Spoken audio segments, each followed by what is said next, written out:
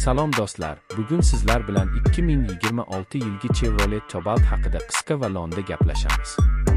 Cobalt Chevroletning ixcham sedanlar qatoridagi eng mashhur modellardan biri bo'lib, ilk bor ko'p yillar oldin arzon, ishonchli va tejamkor avtomobil sifatida bozorga chiqqan. 2026 yilgi yangi avlod esa butunlay zamonaviy ko'rinish va texnologiyalar bilan qaytdi. Tashqi dizaynga qarasangiz, keskin chiziqlar, LED faralar va sportcha old panjara darrov ko'zga tashlanadi.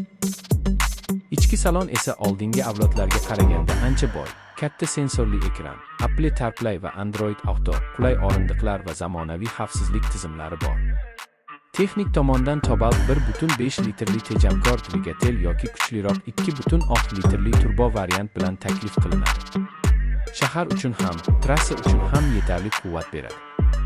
Yonilg'i sarfi ham o'z sinfidagi avtomobillar bilan solishtirganda juda maqbul. Honda Civic yoki Toyota Corolla bilan taqqoslaganda, Cobalt narx va quvvat muvozanati bilan ajralib turadi. Narxi esa taxminan hamyonbop segmentda, ya'ni ko'pchilik uchun qulay.